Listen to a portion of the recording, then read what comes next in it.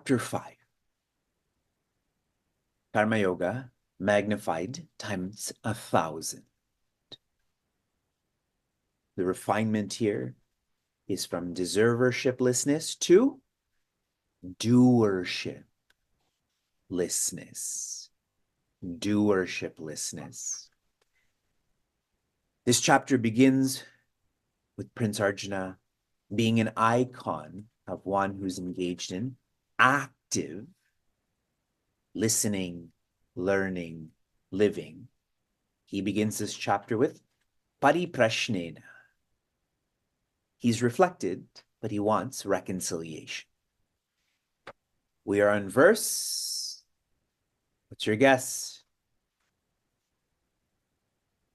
The craps wheel is spun. Your dice, sorry, I'm mixing up craps and roulette. It shows how little I know about gambling. 2, 18, 7. Yoga yukto vishuddhatma vijitatma jitendriyaha sarva bhutatma bhutatma purvannapi na lipyate. Joy. Yoga yukta, the one who's tied, who revolves around yoga. Yoga is an effort to become better. Here, Sri Krishna uses the word vishuddha, to become purer. This is not a start and stop effort. This is not an inconsistent effort. This is not a hobby. Yukta. The way your teeth are yukta with your gums. Who knows why I'm thinking about that, but like that. Yesterday I shared that this is a naturalized effort. For an infant to walk, it's so much effort. But once you learn how to walk, you don't even know that you're putting in effort for walking. It's natural. A practical way for us to train in this first quarter is to raise the quality of your thoughts. From your thoughts, these affect your desires, these get expressed as words. Be yukta to raising the quality of your thoughts. Next, vijitatma. The word atma is used again. Vijita means to be victorious. This is in reference to the ego. To be victorious over the ego. The ego and extroversion are synonymous. The ego extroversion is always wanting to win. But this winning is external. Vijita, Vijaya, etc., that orientation is different. It is to be victorious over the one who's making us extrovert. And Jita, Indriya, and I hope you can catch how apt these words are. Vijita, used for the ego. Jita, that's used for the body. It is less intense. You don't have to work as hard to direct the body. Sharing this in one more way. If you make training your mind your lifestyle, this will radiate outside to the body and radiate inside to the ego. Work on your mind. This is the investment. See how it spreads out. Again, another billboard that I'm going to read soon when we go through Buffalo.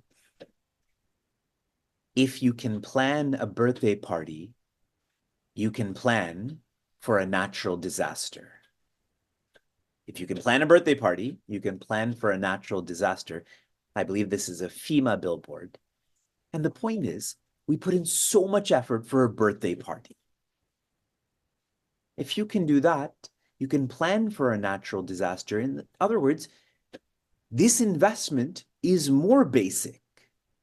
This investment is more long-lasting. Feel that way about what you do with your mind. Then what happens? Sarva bhutatma, bhutatma, the word atma is used again. Now this atma is not mind or ego. This atma is spirit. For the one who lives like this, they feel their spirit is in all beings and all beings are in their spirit.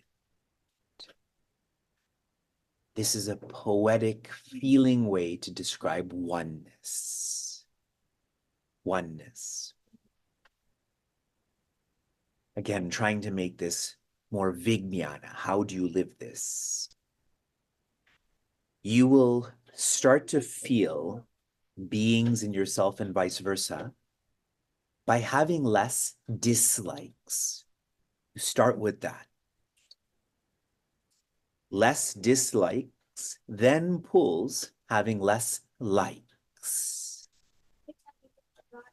Dislikes and likes are a strong sign of separation or not oneness. These are things we shouldn't do. Tell us something we should do. Acceptance. Acceptance, this is a sign of getting into that oneness. And even better than acceptance is to raise. Raise other people. Specifically, raise their happiness. First line, you raise yourself. If you complete this, second line, now you can raise others. And I'd mentioned that about Sri Rama. Sri Rama's purpose was to raise. Everywhere he went, he raised. Even his stepmother, who didn't treat him well, when he returned from the jungle, she was the first person that he went to embrace. The raising then leads to the reveling. The word Rama also means he is a presence that revels in every being's heart. Last quarter. And this is a really awesome last quarter. Kurvan, doing, api, even though doing, na, not, lipyate, they're not impurified or doing. Even though doing, they're not doing. And since they're not doing, they can't become impure, bound, etc. The point is, when you are one with the spirit, because you're not the doer anymore, you become the most dynamic. You do the most, you get others to do the most, but there's no sense of forgetting divinity.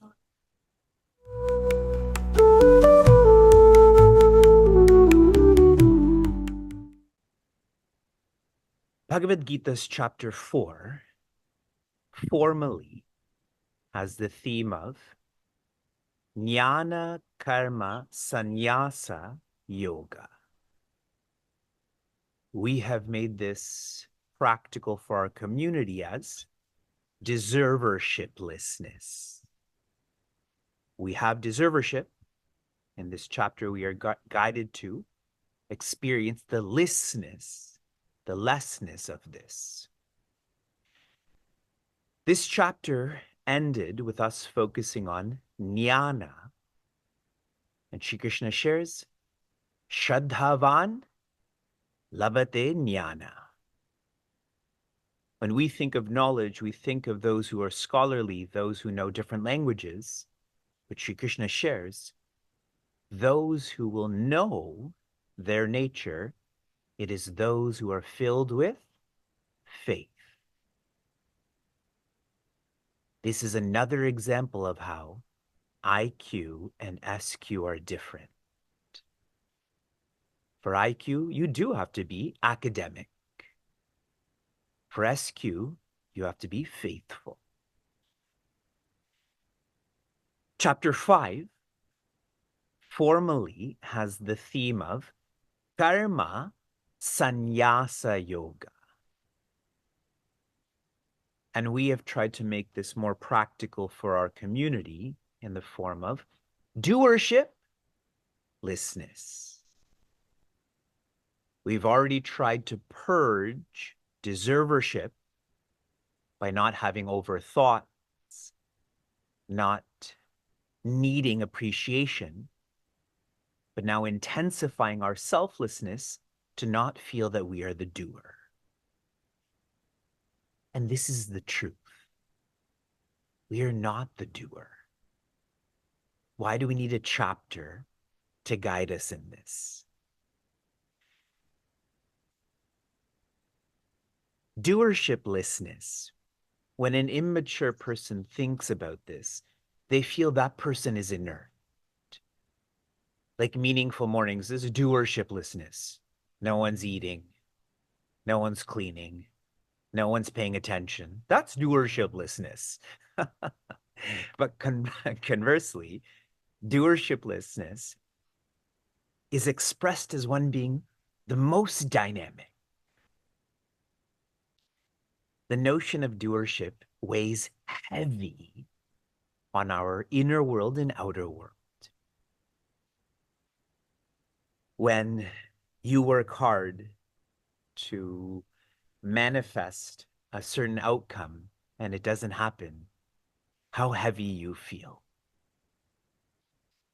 But the one who's training in doershiplessness, they are light-handed, they are light-hearted, they're light-headed.